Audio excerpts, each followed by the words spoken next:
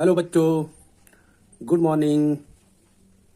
कल जैसा कि हम लोग बहुपद के फर्स्ट पार्ट में कुछ नियम सीखे थे और इस सेकेंड पार्ट में कुछ नियम को और सीखेंगे। तो इसी क्रम में आगे हम लोग बात करेंगे घात के आधार पर वर्गीकरण, क्लासिफिकेशन बाई डिग्री।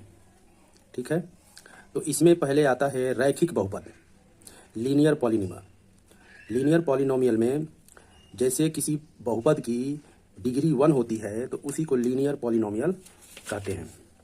जैसे फॉर एग्जांपल बच्चों, एक एग्जांपल देके बता रहा हूँ, x प्लस वाई। तो इसमें देखिए इसकी मैक्सिमम पावर कितनी है, 1 है, y की पावर 1 है। ये सब लीनियर इक्वेशन हो जाएंगे, लीनियर इक्वेशन। रैखिक बहुपद जैसे ax प्लस b, तो x की मैक्सिमम पावर कितनी है, 1 है। ठीक है, मतलब कि वेरिएबल की सबसे मैक्सिमम उच्चतर घात, जिसको हम लोग डिग्री बोलते हैं, वो अगर सबसे ज़्यादा 1 है तो वही लीनियर इक्वेशन कहलाएगा। ठीक है, जैसे एग्जांपल में हमने लिख रखा है ax plus B, x plus y, x plus 5। तो सब में देखिए 1 1 1 सब में पावर है। ठीक है, दूसरे पे नंबर पे बात करेंगे क्वाड्रेटिक पॉलिनोमियल, द्विघात बहुपद। एक ऐसा पॉलिनोमियल मतलब एक ऐसा बहुपद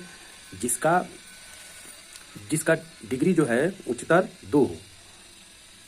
ठीक है, तो जिस बहुपद की डिग्री उच्चतर घात 2 होगा उसी को बोलेंगे हम लोग द्विघात बहुपद। जैसे एग्जांपल ले लीजिए, ax square plus B x plus C. तो इसमें सबसे उच्चतर घात कितनी है, 2 है। तो जिस बहुपद की घात उच्चतर 2 होती है वो द्विघात बहुपद कहलाता है। इसी को अंग्रेजी में बोलेंगे क्वाड्रेटिक पॉलिनोमियल। जैसे एक और एग्जांपल है 4x square plus 6x plus 2, मतलब 4x की पावर 2 प्लस 6x प्लस 2। इसकी उच्चतर घात कितनी है, 2। तो ये हो जाएगा द्विघात बहुपद।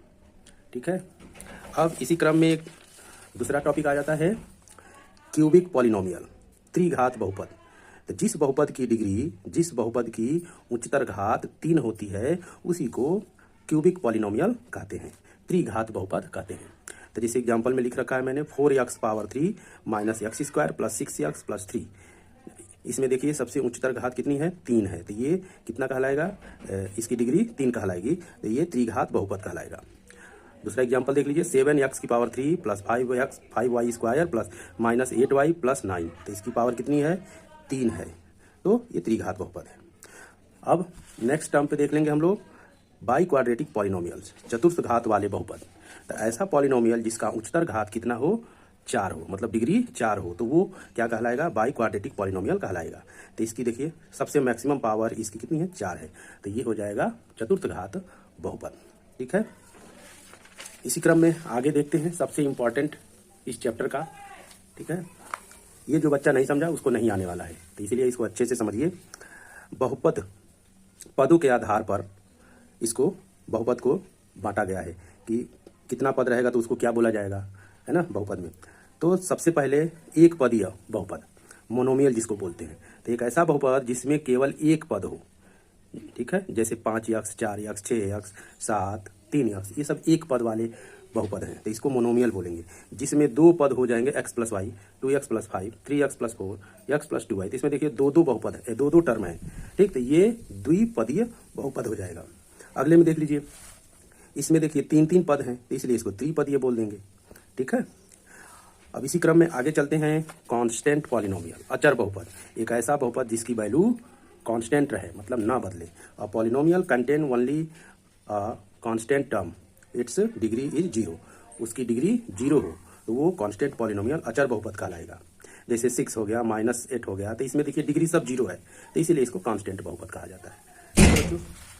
जीरो पॉलिनोमियल किसे कहते हैं, शून्य बहुपद। Constant polynomial 0 is called zero polynomial. जैसे px बराबर 0, fy इक्वल टू 0। तो इस टर्म में कोई भी अगर बहुपद होगा उसकी वैल्यू 0 है तो उसको जीरो पॉलिनोमियल कहेंगे। जैसे मान लीजिए 0x प्लस a लिख देंगे तो ये जीरो पॉलिनोमियल होगा। ऐसे 0a प्लस x लिख देंगे तो ये मल्टीप्लाई इसको 0 लिख देंगे ऐसे, तो ये जीरो पॉलिनोमियल हो जाएगा। ठीक है, तो ये जीरो पॉलिनोमियल कहलाएगा इस तरीके से। तो ये आज का लास्ट टॉपिक था ये इस चैप्टर का। अब यहीं पे ये समाप्त होता है। वीडियो कैसा लगा जरूर कमेंट बॉक्स में बताइए, लाइक एंड शेयर करिए।